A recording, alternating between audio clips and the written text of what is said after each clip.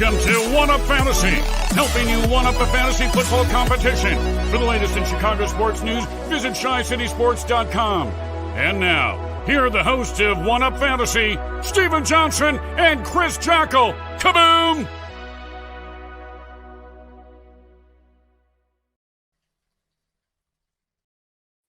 What is up, One Up crew? Welcome in to another episode of One Up Fantasy here on Chi City Sports and the Tape Never Lies Network. I'm Stephen Johnson. He is Chris Jackle. Hello. And it is finally here, the time that every fantasy player loves, and that would be bye weeks.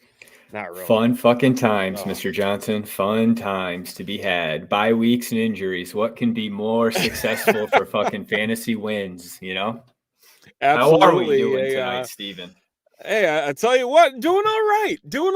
I will say this is the first run-of-the-mill time where I actually had to take a deep dive into waiver wires. With as many leagues as I have, I had like set an hour aside from what I have normally. So, you know, it's getting used to the norm here for the next 8 weeks or so. Yep. So we'll see what ends up happening. How about yourself? I'm right there with you. I know my alarm's going to go off in about 2 hours to remind me to make sure I did take a look at the fantasy wires, because I seem to forget some things every once in a while. So with that being said, yeah, you're absolutely right. You know, it's strategizing.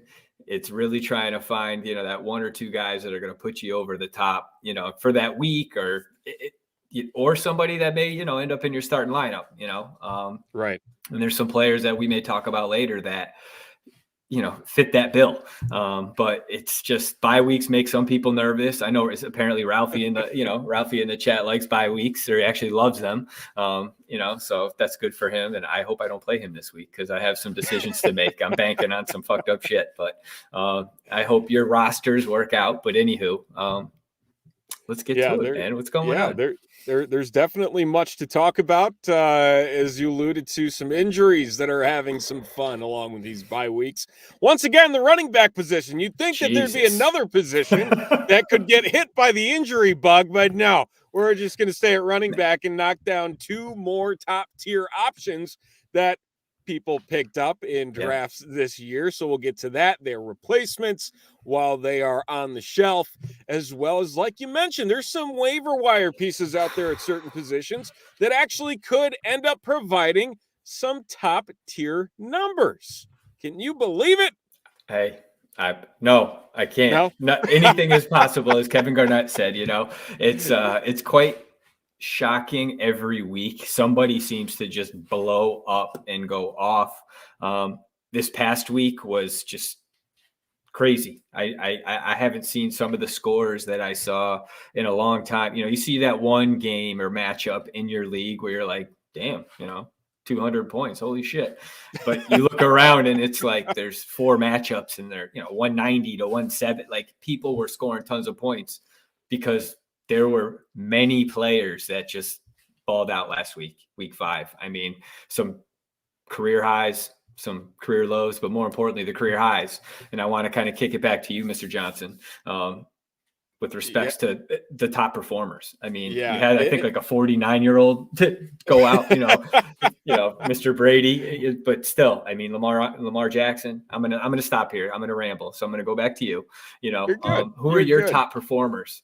Statistically wise, 'cause I want you to break that down too. You know, with respects to like how many people did well, and then just the number of points that some of these guys got. It's pretty amazing. Yeah, this has been a wild week. And I mean, for all fantasy related purposes, an outlier week compared to what fantasy players are used to out of this. Like you mentioned, you'll see a 200-point score here or there pop up. But I mean, it was not a uncommon thing to see multiple teams with that high of scores because of the way that things went.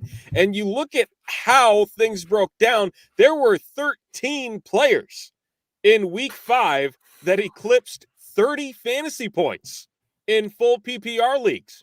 We're lucky if we get maybe 6 or 7 a week. Week 5 gave us 13. And you want to hear something even crazier? Please. You want to talk about players that got over 20 fantasy points? 50 players eclipsed 20 points in week 5. Normally we'll get around 40 on average. No, we got 50 this week. For whatever was in the water, it was just a completely... Defenses just decided to take a week off. Mind-blowing. Absolutely mind-blowing. And not only that, but we're also seeing, performances, shocking performances. Hell, Davis Mills did good of all quarterbacks. I mean, it was just one of those weeks, and you look at the top of the chart, you have Justin Herbert, you have Lamar Jackson, and that was amazing one last of the night. Greatest Monday Night Football games I think I've watched. It was a great sports night for me, just in terms of watching my Red Sox. Your Red Sox moving on. March on into the ALCS. Fuck Tampa. But with that being said, I told my buddy Jay I was going to stop saying that every time I stopped talking.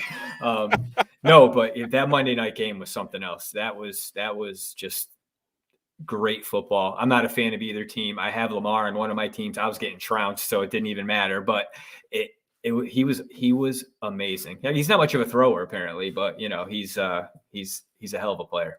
Yeah, I mean, you want to know pain. The Scott Fish Bowl, the way that the scoring is set up, you get extra points for each completion. You also get points taken away for incompletions. But the extended stats, if you look at the overall box score and the expanded box score for Lamar Jackson last night, he had the highest completion percentage of any quarterback in NFL history to throw for over 400 yards. Incompletions? That's unbelievable. I mean, it was 84%, I think, is what he completed. Yeah. He scored 68 points. I didn't even look, to be honest. I was getting killed so bad. I'm going to take a look right now, actually, to see how I did. I mean, on average, most leagues he scored around 40, but Scott Fishbowl, he scored in the 60s. I thought I had a game wrapped up last night, and I go to look, and I lost by 6. I was up by 60 points. And I'm thinking, I got it in the back.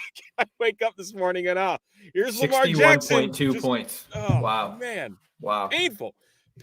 But I mean, you got those two. You have Tom Brady throwing for 5 touchdowns against the Miami Dolphins. Josh Allen having himself a day against the Kansas City Chiefs, a Chiefs team that is looking rough. And I mean rough. Those are your only 4 quarterbacks in those 13 players, running backs galore as well. You had Myles Gaskin. You had Derrick Henry, Jonathan Taylor, Austin Eckler. Wide receivers to catch it up with that. It's Devontae Adams, Mike Williams, Marquise Brown, and Antonio Brown, who also went off. I have to say, I just want to interject. Sorry, Stephen. You were high on him at the season started, one of our first shows. You said AB is a guy that you were, he was one of your sleepers. And if anyone listened out there, kudos to you, because I think that's just, he's been dominant.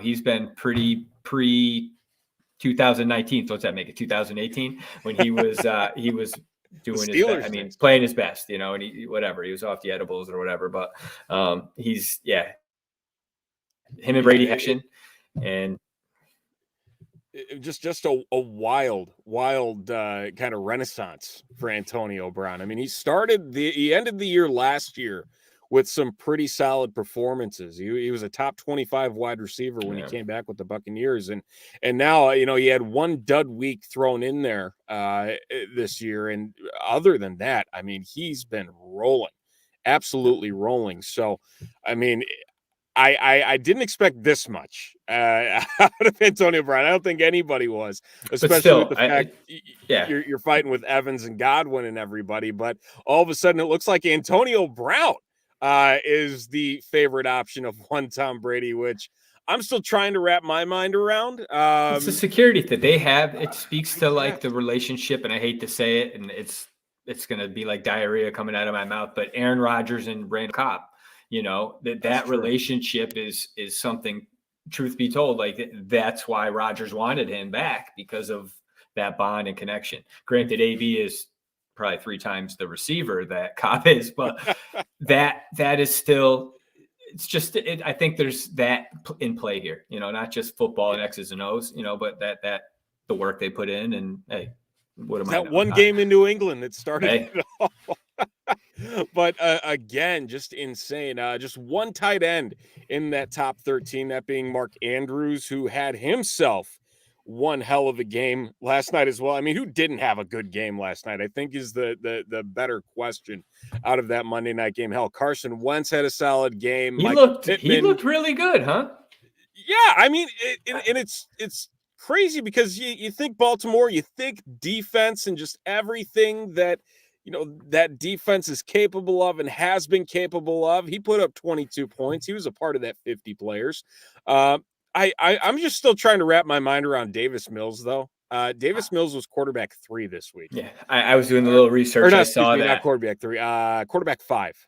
Yeah, no, he was top 6, 5. Yeah, 6. Yeah. I had depending on where you got your info. I had him at QB5 on the week, but like still that Davis Mills. Hey, it's like his 18th football game, like organized football game, I think, because he was hurt, whatever. I know he had some very short collegiate career and whatever, but it's I mean the somebody's got to throw the football in an NFL game. So Davis Mills was maybe better lucky than good, or you're better off good than lucky. Who knows? But who knows? Yeah, exactly. Who does know? And I mean, it was a hell of a slate coming in. But I wonder if this is only a sign of things to come. We're going to talk about injuries here, at least to the running back position, coming up in a second here. But between the way that the game has been evolving, the fact that officials have been, we'll say, protecting offensive players quite a bit more than letting the defense just do their thing. It wouldn't shock me if we see something like this again once or twice more, especially now with the longer season, that there's going to be some really gassed teams, and all it takes is a few certain matchups to line up properly, and we could be talking about another explosive week. And just to piggyback that, Stephen, there's been all these injuries on the offensive side of the ball, but this is a fantasy show. But in reality, there are a ton of injuries on the defensive side of the ball. So there are many teams that are struggling, trying to fill holes on both sides, and Shane cut that. But with all that information, like you got to see that again. You kind of think so, right? Like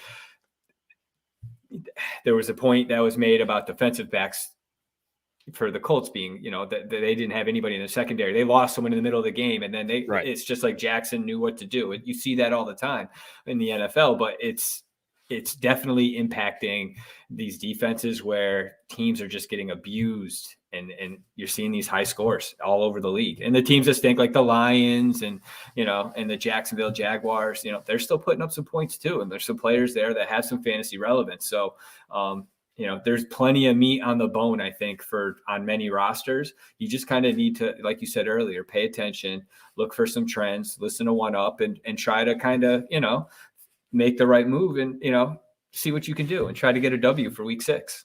But mostly listen to One Up. Yeah. Well, talking about all the injuries, we'd be foolish not to bring up the Pandora's box of running back injuries. I think that's the best way to put it here. Through 5 weeks, we have seen injuries to Christian McCaffrey, to Dalvin Cook, to Joe Mixon, to Edmonds, to the list goes up. Hell, Cam Akers didn't even make it to the regular season. Same with J.K. Dobbins. And now week 5, here we are, Saquon Barkley, a freak injury. Dead play, right? I wasn't watching the game. I forget. Explain it to me. I forget. Someone was saying it was kind of just like a wild thing that happened to him. Yeah, so incomplete pass happens. Okay. He steps on Jordan Lewis, a corner for the Cowboys, rolls his ankle. He's in a boot. The picture. I mean, my guess is he's probably out 2-3 weeks at minimum. Yeah, it's a low ankle sprain, which isn't the high, which may be better off than the high ankle, right? Those seem to last a little longer. I mean, I've sprained the ankle playing ball, basketball, and that's no fun. But I'm also not a professional athlete, so and have the amenities at my disposal. Yeah, I mean, with everything that Saquon has also dealt with, this isn't his first ankle injury either. Yep. And so, here they are with another turn to the backup running backs. Devontae Booker. This time, Devontae Booker. He finishes with 16 carries for 42 yards. He had 16 receiving yards, right? and a touchdown. Yeah, it was a solid day for him overall. Not necessarily the best on the yards per carry average, but still getting things done, getting into the end zone. And Joe Judge kind of being quiet on what's going on with Saquon. Does say they dodged a bullet, but there really wasn't much else there.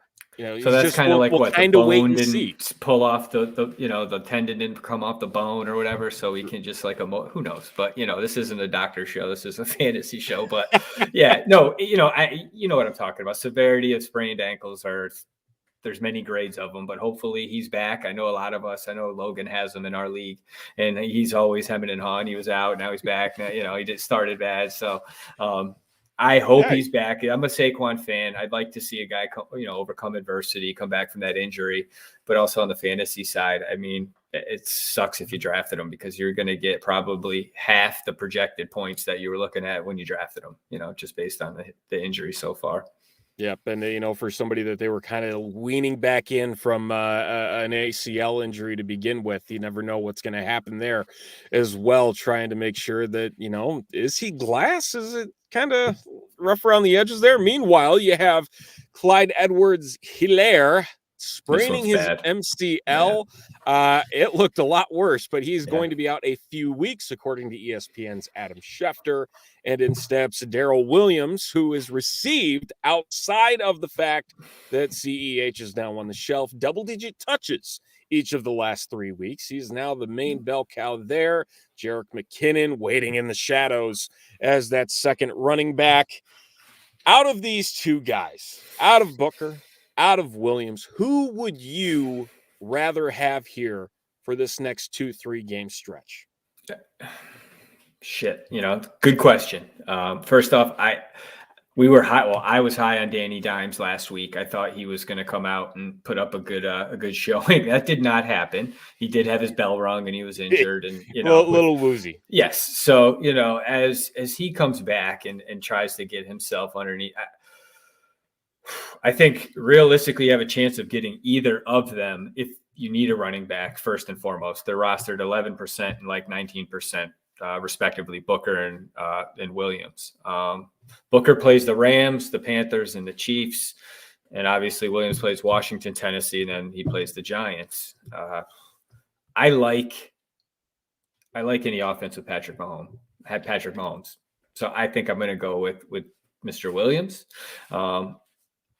That's just me. I don't know if that means they're going to abandon the run as much. I mean, I know he got double-digit touches, but at the same time, you have plenty of weapons over there. I know Kelsey got hurt. He had a stinger in the shoulder and the neck area. They're monitoring that. They're hoping he's going to be okay. And that could hurt. That may Tyreek Hill dealing with Tyreek Hill too. So I might be talking myself out of a pick here, but I'm going to stick with Darrell and I just think that Chiefs offense, their defense can't stop anybody. So it's not the offense is going to be on the field probably more than the defense, right? So more opportunity for him to do something. So just playing the percentages, and I think I'm going to go Williams. How about you? Yeah, I'm leaning Williams as well. I mean, Devontae Booker, I feel, has been just about everywhere. He's 29 years old. He's getting up there. He's been that journeyman guy. But, he's not like a bell cow, though. It's not like he has a ton of carries on his legs. And, so I hear you. I'm not disagreeing, but there's something to be said about a backup. Right. That, it's just there's nothing there that necessarily excites me about Booker as a runner. I think that's the thing that I kind of get hung up on is, looking at what Williams brings to that Chiefs offense and really what they were starting to do. Week 3, Clyde Edwards loses a fumble. Yeah. In comes Williams, actually out touches CEH in that game. And so they trust him there. They trust him in the red zone. They trust him in the passing game, which is shocking enough because CEH is one of the more reliable receiving backs in the league overall, and the pedigree that he brought in from LSU. I'm with you there, though, when you're talking about an offense with Patrick Mahomes.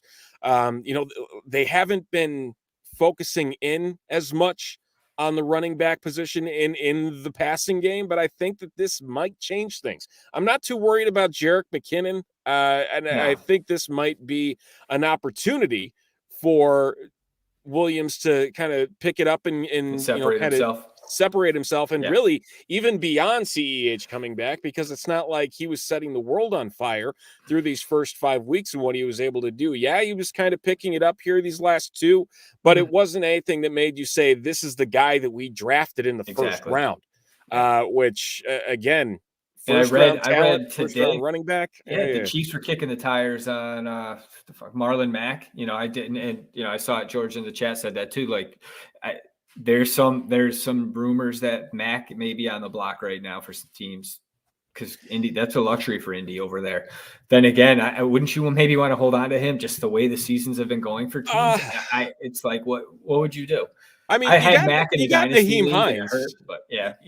I mean, Nyheim Hines is there. I think that, and they just paid him. We talked about that. I think week 2, right? Like, yeah. So I mean, there is that piece you got to keep in mind. I mean, it wouldn't shock me if Matt goes on the move, and it wouldn't shock me if he does wind up in Kansas City. I think that would be a decent fit for what they have going on.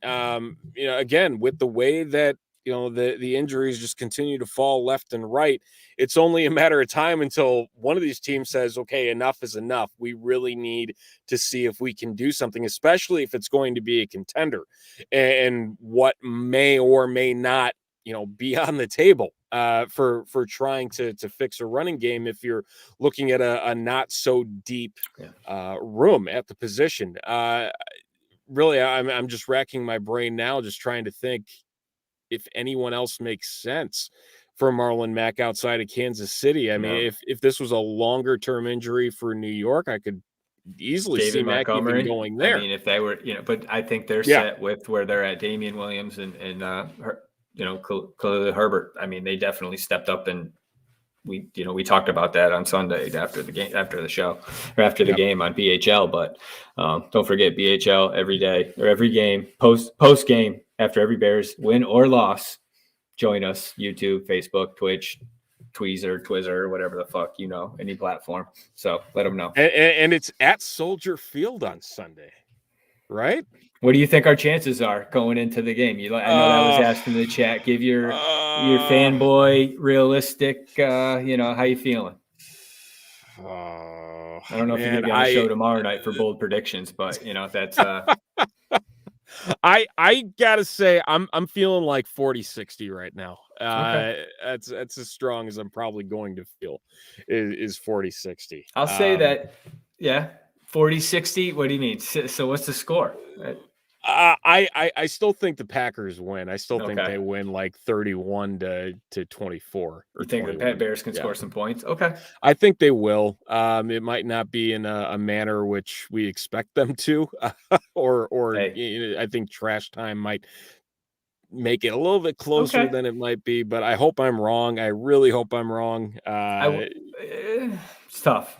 It's tough. I was listening to Aaron Rodgers talk today on McAfee, and he was saying, rivalry week is a big week. He had a lot of respect for the Bears, and I don't think it was just bullshit. It was just more like, he thinks Khalil Mack's one of the best players in the NFL. So there's a lot of people that think he's overrated. And when you hear a guy like Rodgers come out and just say it, think there's some weight to that. Yeah. And he said Akeem Hicks is a guy that he's got issues with, and he always has to know where he's at. Great interview. And I think there's he's, he knows the Packers have to bring their A game. And that's what he said. And so I know going into it, the Packers aren't taking the Bears lightly. And the Bears got a real shot. I think it's going to end up being a defensive situation that wins it for the Bears. I think it's going to be low scoring, actually. I'm thinking neither team is going to score over 20 points. So I'm thinking like a 18-14 or 18-17, something like that, where we hard-nosed fight. Yeah, and we inch one out, So Cairo Santos is the MVP. I don't care if he kicks some fucking field goals, if that's how we get 18. Hey, whatever it takes, right? Just keep the streak alive, give me 6 for 6. Sorry, we got lost in the weeds as Bears fans, but hey, that's all right. That's all right. I will say this last thing on it. I mean, I will say this. I am very excited to see how this defensive line approaches the Packers offensive line, who has not been that great this year. I think that's definitely up for the most interesting thing about this weekend, in the fact that Robert Quinn is healthy. As I mentioned, Khalil Mack. You have Travis Gibson, who has been fantastic this year, along with the many interior defensive line pieces as well. So very excited about what might end up happening there. But we'll see. Sorry. We'll see. I digress back to fantasy football. There may not be much fantasy to talk about outside Cairo Santo. I mean, he's not wrong. So I mean, I'll be Mr. Pessimistic. I don't care. Especially if it means something I like good your in the reverse long psychology, run. Ralph. Good stuff. Yeah, that's in my mind. Going with low expectations and then feel like I'm, feeling a little bit better about things. Last thing here before we move on to our speed run here. The tight end position, as we all know, it's been one of a minefield. The mindset of streaming tight ends week to week is a myth, as far as I'm concerned. And I'm with you. Has been up and down and up and down. You look at the top 5 tight ends as it stands right now after 5 weeks. Travis Kelce, Mark Andrews, who literally got half of his points on the year so far in week 5. Dawson Knox, Dalton Schultz, Darren Waller. That's your top 5 in full PPR. But with that being said, we see the guy there on the graphic at the bottom of the screen, and Dawson Knox, the tight end number 3, Dalton Schultz, the tight end number 4 down in Dallas, as well as some other surprising names, I guess is the best way to put it. Kyle Pitts finally getting himself moving as well. David Njoku coming back from the dead, putting up 27 points for the Browns. Are you nice feeling to see? I mean, it only took him 4 years, but hey, are you feeling like there are a few more options starting to rise from the ashes here? Absolutely. Or is this more of a situation kind of like what we talked about off the top of the show, where it's just, hey, it's one of those weird weeks. We can't rely on this happening every week.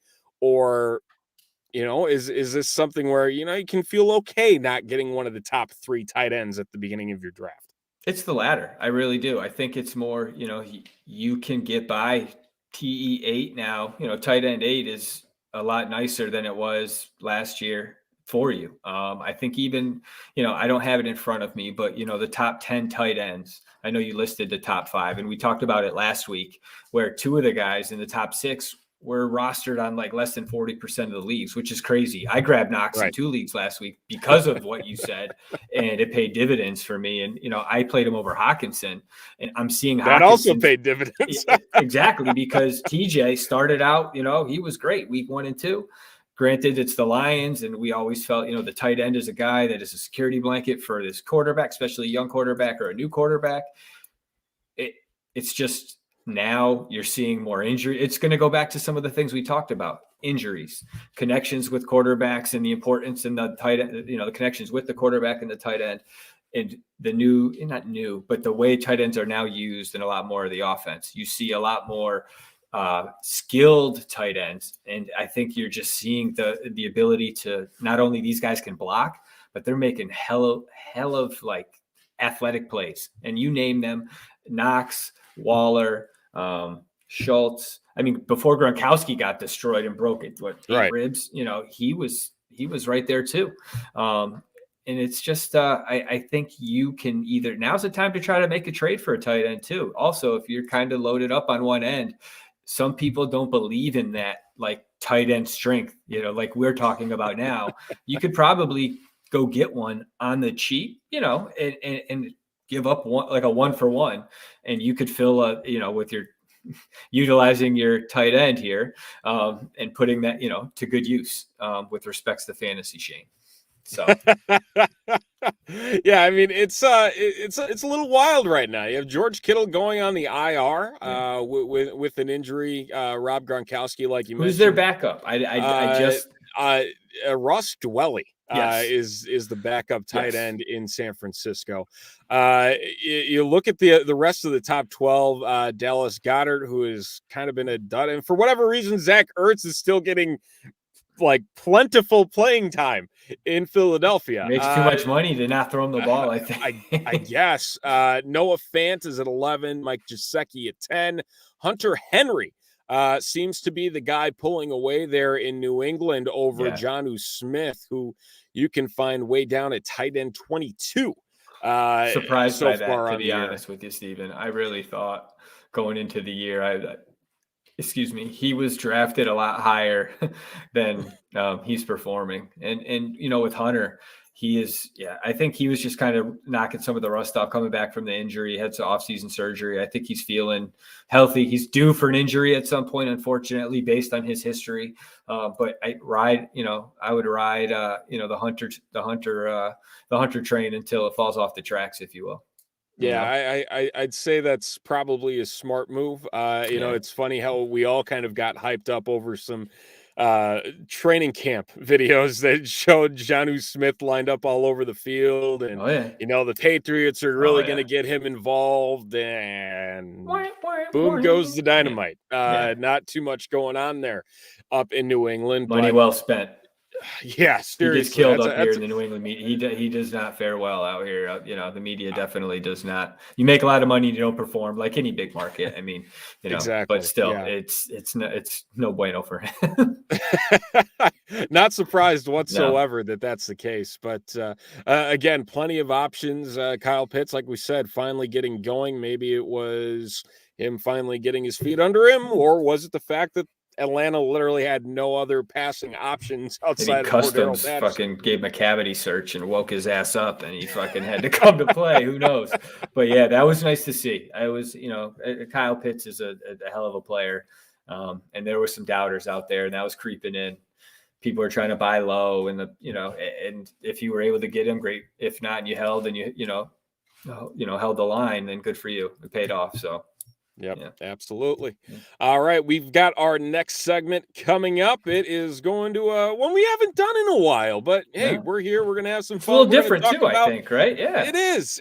We're going to talk about cutting bait on some of your worst draft picks. It's a speed run.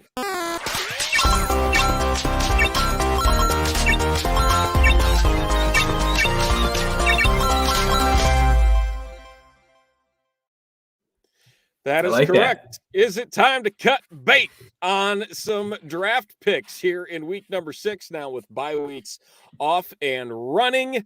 And so what we're going to do is Jackle's going to give me 5. I'm going to give him 5 of the names that are underperforming and probably causing many questions to run through your head on whether or not they should still be on your fantasy rosters.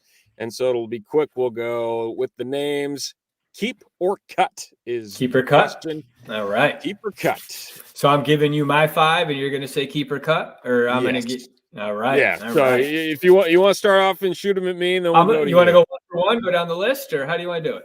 Let's just go 5 and 5. Okay. So here we go. Fire away.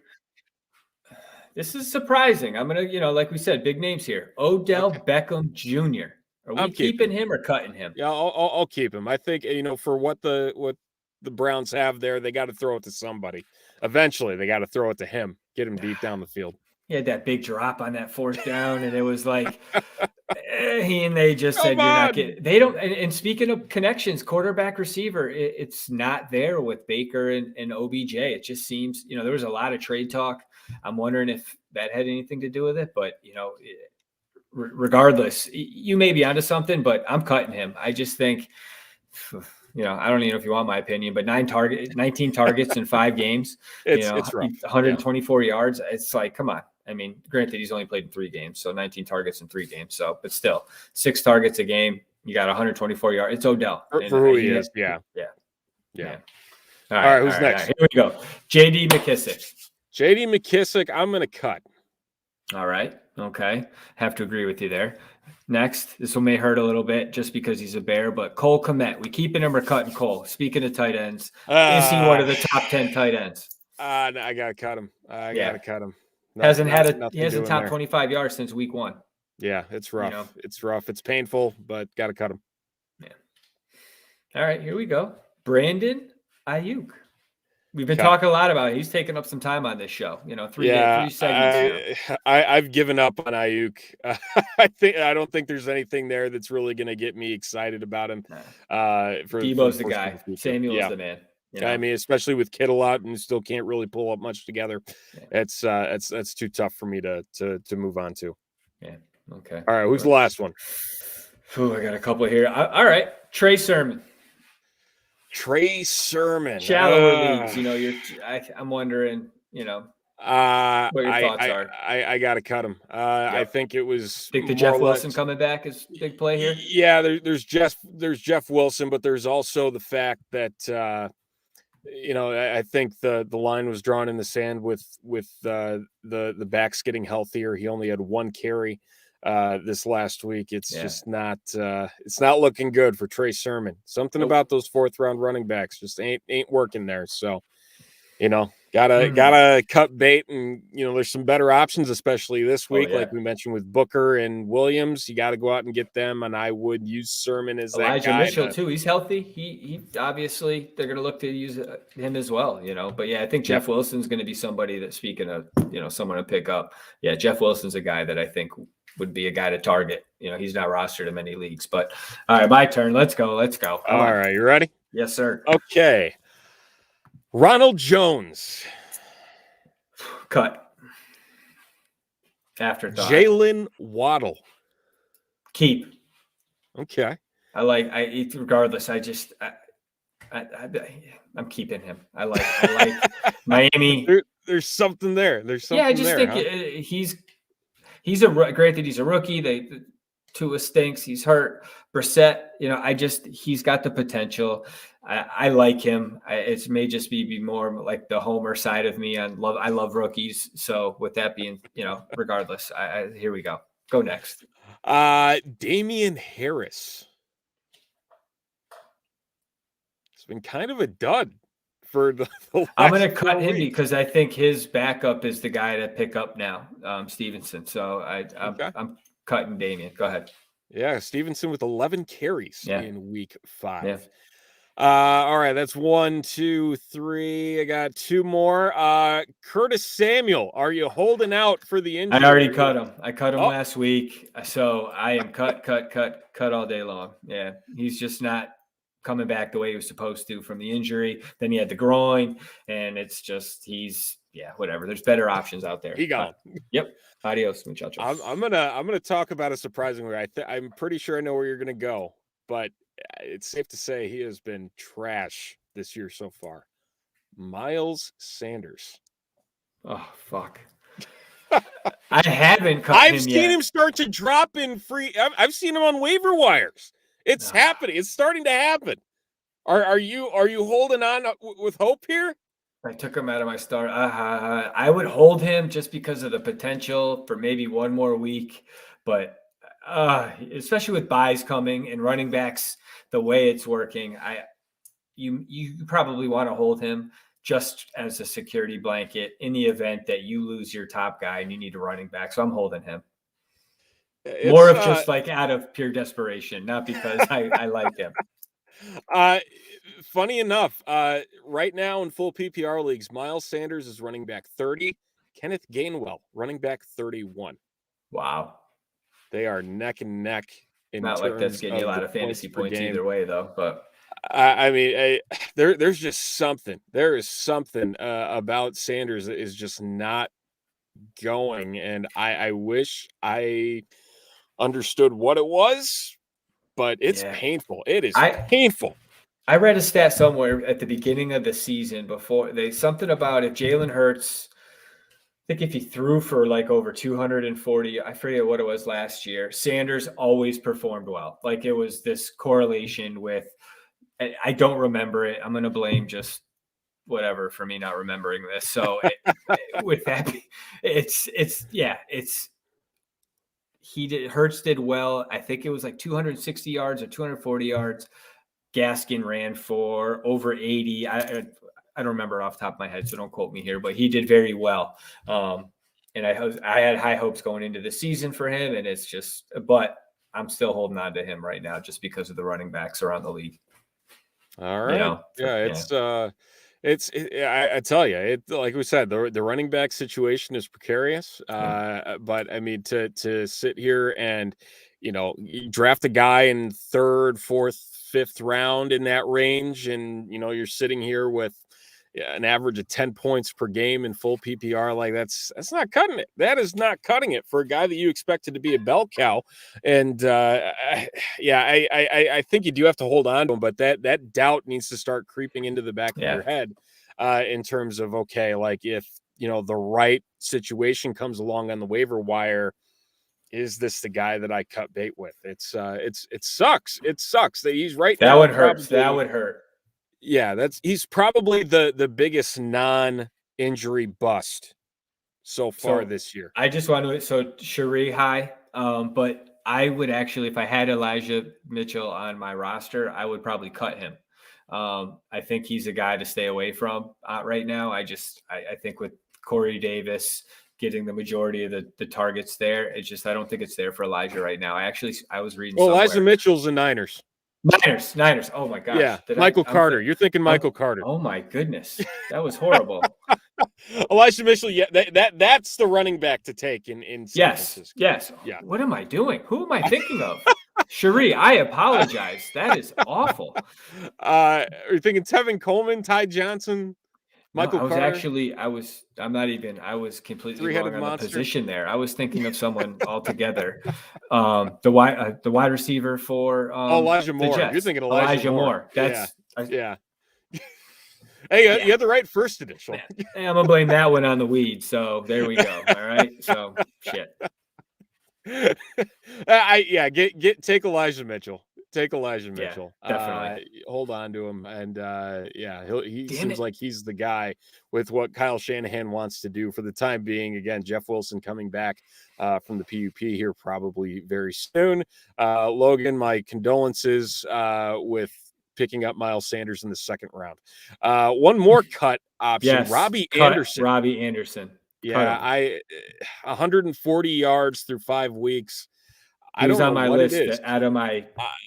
It's mind blowing. This is a guy that led the Panthers in targets a year ago, led them in receptions. 136 targets last year, Stephen. It is the most bizarre thing. He felt like such a steal at his ADP, floating around that 7/8 round. Yep. And he has not turned on that whatsoever. It's been painful. It's been absolutely painful. That's all he had. Since then, 11 not targets.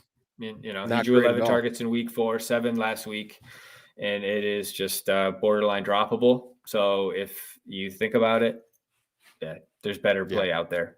Absolutely. Well, we've got one more run of things to hit up here, and that would be taking a look at the mess of the waiver wire in week number 6. And again, there's plenty. Logan is just venting hardcore, and I cannot. I feel like Logan has like 12 running backs on his roster. I was like, how does he have this many guys on his team? I'm like, we don't even have a taxi squad lined up on Sleeper. So I'm like, what's the deal here? I mean, if there's any position to load up, I guess running back would be the right one to do it. And he's got everybody's backup too, so he's sitting pretty. He'll be good. Good. But let's take a look at some waiver wire pickups for this week. Obviously, we talked about a few already too, right? Yep, absolutely, we have. And again, it's with some of these guys, I don't necessarily know if you'll need to worry about them getting swiped when waivers clear. But again, gotta take a look. First, there's going to be the big options like Booker and Williams. That they're going to be sitting there. Kadarius Toney is another Booker's one. Booker's rostered like in 11% of leagues right now too. Just to add, Stephen, that's pretty crazy. They're all going to go skyrocketing up, obviously, especially with running back. Let's start with wide receiver. There is one guy in particular. I think he's going to be beneficial to the Lions offensive passing attack with the fact that Quintez Cephas is now out probably for the year with a broken collarbone. That'd be Amon-Ra St. Brown, only owned in 19% of leagues out there. Like you said, Cephas probably out for the year, but St. Brown has racked up back-to-back weeks with 8 targets. He's starting to get things grooving with that offense and with Jared Goff. And now here we are, the Bengals, the Rams, and the Eagles on tap. Yep. The Lions are going to have to throw the ball because that defense is not going to be able to keep up with any of those offenses. It's just a matter of time that he hits pay dirt. He hasn't hit pay dirt yet, but it is just a matter of time, and I would jump on St. Brown now before things start to get a little ugly down the road here, and the pool starts to dry up in 1 to 2 weeks. So I think he's a solid pickup at wide receiver. I just want to piggyback your point there with I think Kadarius Toney is another guy. Last week we touched on it briefly, and he went off last week. I mean, granted, he punched a dude in the face, but he's rostered in 31% of the leagues, and he's got, speaking of having to throw the ball, but he's got the Rams, he's got the Panthers, and he's got the Chiefs. So he's another guy, as I said, rostered in 31%. So you got a chance out there, spend some bread. Or if you old school, hopefully you got a good waiver claim and everyone's trying to get running backs, and you can sneak in and get a guy like Toney or St. Brown and do your thing. Yeah, and I mean, Toney was getting it done with Mike Glennon as his quarterback. So that tells you all you need to know about can Kadarius Toney play football. And he's a first-round pick. And it's funny because you even look at the draft status of him in fantasy. I mean, you could have got him for free. He wasn't even getting drafted. And here we are, addition by subtraction. Galladay might be out. Another injury to Kenny Galladay. I don't know what the hell's happening there. I read up to 6 weeks with respects to injuries in my little injury report I did today. 6 weeks, man. Man, he cannot stay healthy to save his life. Sterling Shepard out. You have Slayton out as well. So really, it's the Kadarius Toney show in New York. So definitely. He's fun to watch. Yeah, he is fun to watch. He's a 13 targets, 10 catches, 189 yards. I mean, he even threw a pass. He had a carry. I mean, the guy does it all. And he said, he's like, you got a Ferrari, you might as well drive it, or whatever his quote was. And he's right. I mean, shit, he's putting his money where his mouth is, and he's going out there and he's trying to ball out. So I give him credit. And, hopefully you go out and snag him. Absolutely. It's definitely looking like there are more big weeks to come out of Kadarius Toney. Let's go to running back. Sure. I feel like there's a homer pick here. Do you have the homer pick written down? He's on my list, so I'm going to let you go ahead. Okay. Go first, and then I'll go with another running back. How about that? Well, I've got 2. That's why I'm asking. Okay. So you go first. Go ahead. All right. Khalil Herbert is the guy. He surprised the hell out of me on Sunday against the Raiders. 18 carries, 75 yards. He actually outsnapped Damian Williams. That was not expected whatsoever, but you look at the tape, you look at how he ran the ball, he looked like the better runner. It was impressive. Yeah. The eye test for sure. Right. I mean, that was, you're 100% right on that, Stephen. That's a great call. And did you say he's rostered what, like 20, 21%? 21% of leagues right now. Wow. Everybody was on Damian Williams last week, but I think it's a situation in which you got to look at Khalil Herbert as a guy that can get things moving. And they're not going to run the ball as much as they probably did last week against the Raiders, unless they get control of that game. They've got the Packers, they've got the Bucks, and they've got the Niners. Middle of the road. Bucks are really good at stopping the run, but they're not great whatsoever at stopping the receiving backs. So that's something to keep in mind. And Khalil Herbert also putting up a crazy yards before contact number. I think it's at like 3.8, which if he gets enough carries and is eligible to be ranked in that would be, I believe, 3rd in the league. So I don't know if it's the offense, the offensive line that's helping him there, or if he's just very shifty. Ooh, I got offered a trade just now, Stephen. Uh-oh. Scary Terry for Joe Mixon. I want Scary Terry. But my I running don't backs like are Joe hurt. Mixon. I hate Joe Mixon. I know you talked about your love affair for him last week. Yeah, give me McLaurin. I don't have a single running back to. Oh, I could play. But my wide receivers are Thielen, Nuke, Higgins, Sutton. Oh, that's deep. Jacoby Myers and Julio Jones. Yeah, never mind. Yeah. No. That's tough, right? Don't need to get richer in a spot that's Yeah. Forget that. And that just causes issues. By the way, the team that we almost did the trade last week, I put a can of ass whooping out on somebody, open one up and put a number on somebody. So it's a good thing we didn't make any moves. So I appreciate it. Standing pat. Who's your running back? Logan back? doesn't like that. He wants to make a trade. Look at him. Logan's in. Sorry. You're good. All right. Who's your running back? Well, you talked about Darrell Williams, right? Rostered 19% of the league. You know, it's Washington, Tennessee, and the Giants. You know, I'm going to go with we talked about cutting Damian Harris. I think Stevenson, rostered in 16% of the leagues, is a guy to pick up. I think he's a guy that it looks like it's his turn. Harris fumbled again. And I think what he have 9 carries, 23 yards, which isn't great, but he broke several tackles, had a touchdown. So he's making some plays, you know. He's a rookie. Belichick, not necessarily a rookie running back guy. In terms of adding a running back, he's a guy I think now that, you know, as we move the season along, as the rookies start to show their mettle and what they're worth, he's a guy that Belichick seems to be liking. Granted, Harris kind of played himself out of his role, I guess, if you will. But next man up. And it looks like Steven, you know, it's his turn. So he's a guy you may not have to spend much money on. But like I said, rostered in less than 16% of the leagues. So go ahead and make a play there.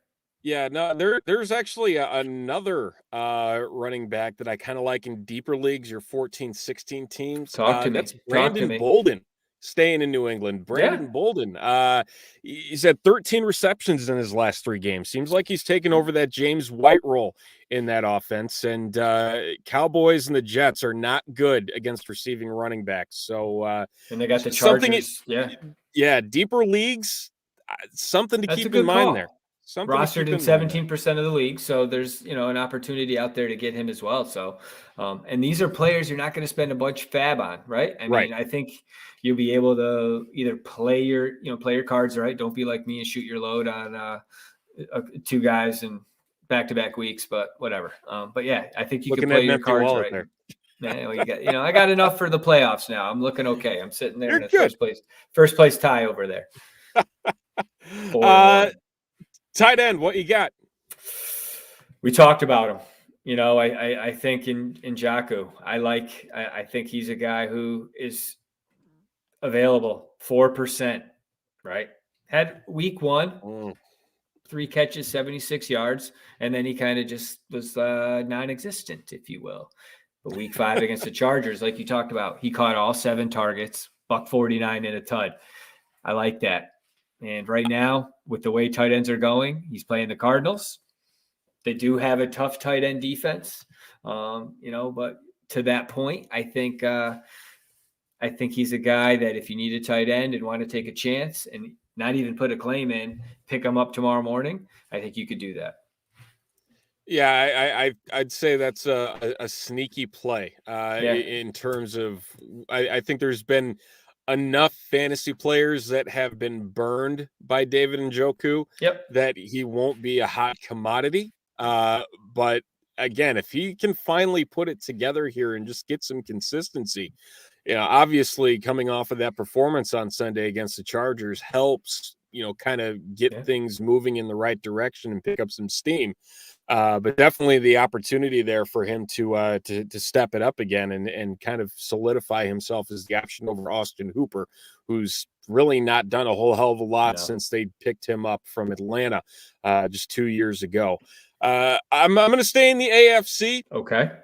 With this one as well, actually a recent trade acquisition for this team, and it is Dan Arnold with the Jacksonville Jaguars. He's in just 7% of rostered teams right now, but it seems like he's going to be a big piece of this Jacksonville offense. He led the Jaguars in every offensive receiving category on Sunday. That's targets, it's receptions, it's yards. Apparently, Trevor Lawrence really likes targeting the tight end position for whatever reason, and Dan Arnold is going to be the main recipient of those targets. It's going to work out over due time.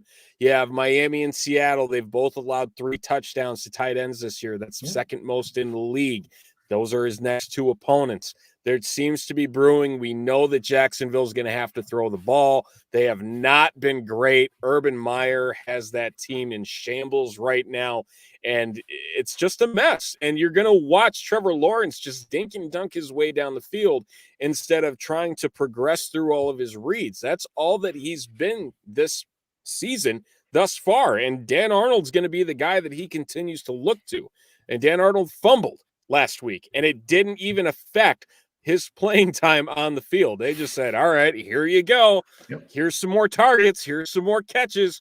It's going to happen again. And so having that built-in floor goes a long way, especially at tight end. So it's definitely somebody that I like down the road here, especially heading into a few bye weeks if you're working through a rough patch or two. That's a good call. I like that. Quarterback, you got anybody? So, sleeper wise, let's see. I got to think about it, to be honest. I like Brissett against Jacksonville or Taylor Heineke against the Chiefs. 2 guys I think you may be able to, if you're streaming, stay away from Derek Carr, to be honest. But I think those are 2 players you could think about grabbing, getting your hands on. I like Taylor Heineke. He's had, I think, 2 out of 4 weeks where he scored over 30 points in fantasy, which, speaking of Scary Terry, he's got some players over there that he can throw the ball to. He does. And I think those are 2 guys to think about. Jacoby's going to have to throw. Not that I'm high on any Dolphin like we talked about, but, they're playing Jacksonville. That's a JV team in the NFL. So teams are going out and they're putting up some numbers. I think the Chiefs, they spell well for fantasy players. So, anytime you need a rebound, you go to play Kansas City and, you hope you can do something. So those are the 2 quarterbacks. What about you? Yeah, no, I'm on the Heineke train with you. Like you mentioned, Kansas City has not been great whatsoever. Most fantasy points allowed to quarterbacks, but the other thing, and the surprising thing, specifically about Taylor Heineke, not necessarily about Kansas City, because we know that they've just sucked this year on defense, is the fact that Heineke's shown this ability to run the ball pretty successfully over the last couple weeks. Last 2 weeks, he's had 40 or more rushing yards, and Kansas City just happens to allow the most rushing yards to opposing signal callers. So he might be able to sneak himself out of the pocket, get himself a little bit of ground game action, as well as, again, you're going up against a Chiefs team that's trying to avoid going 2-4. Yeah.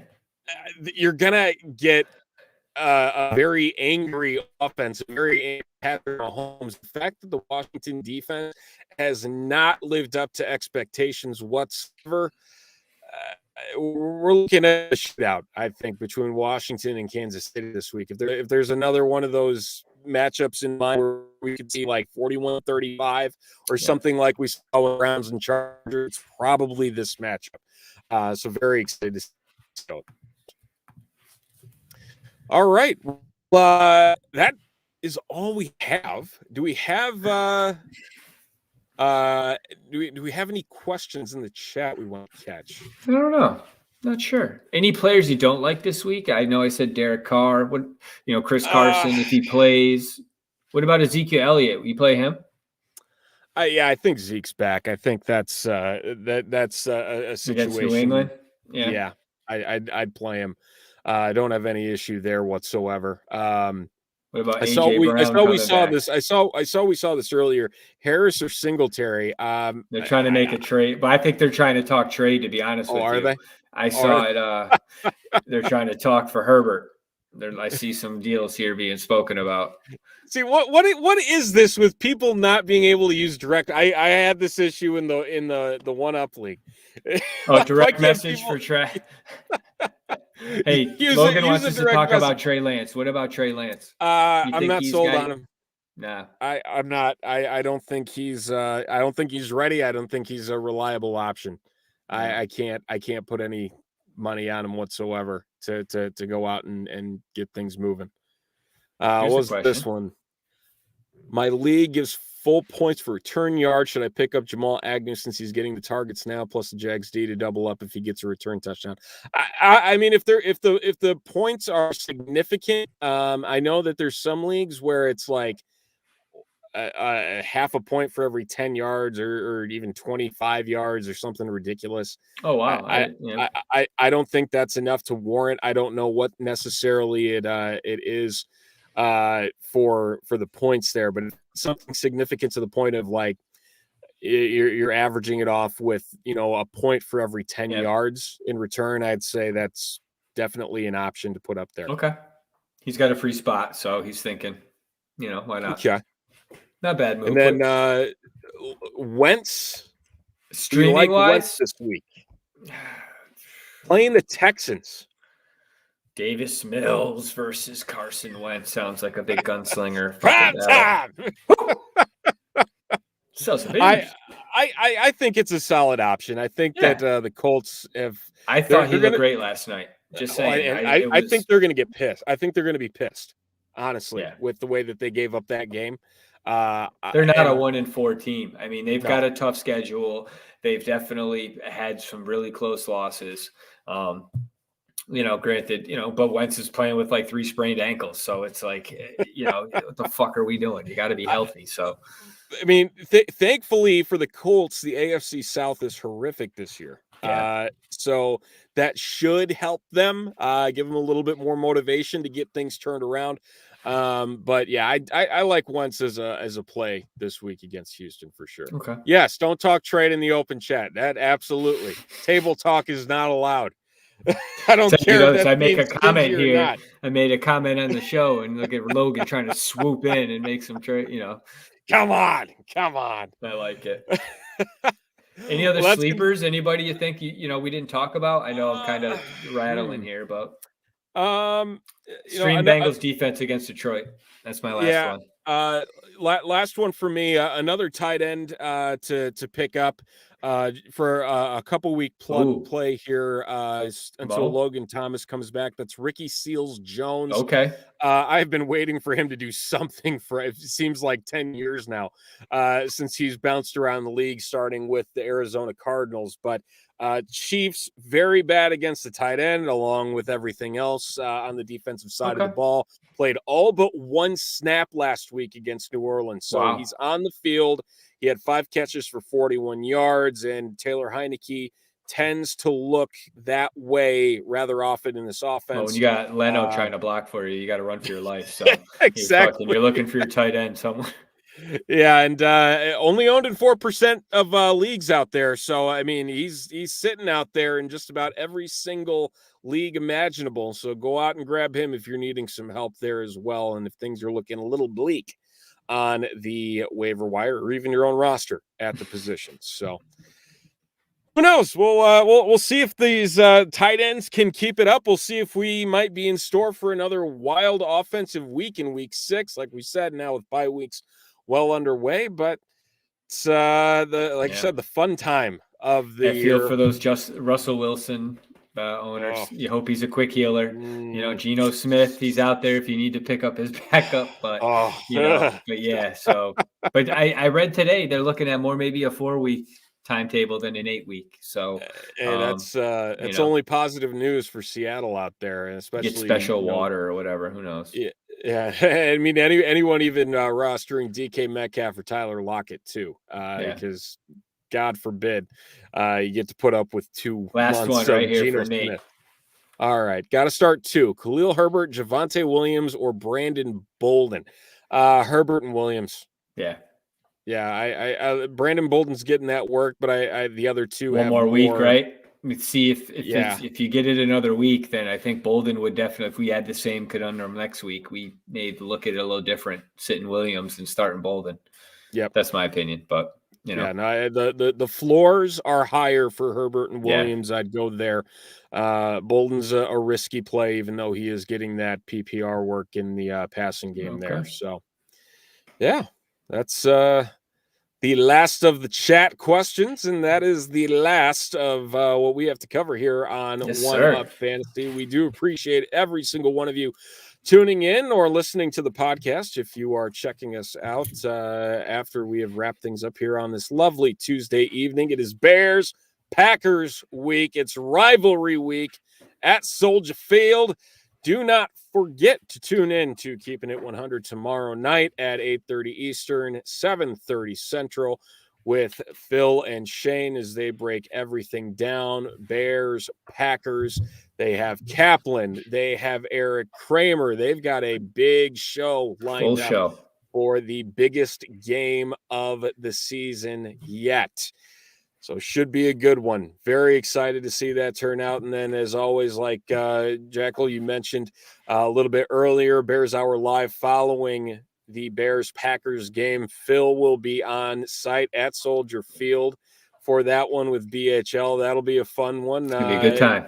Yeah, it's going to be a hell of a time. If you're at Soldier Field at the game on Sunday, there's a tailgate happening in the South lot, so do check that out. It's going to be a fun time with the full TTNL crew. So very, very excited.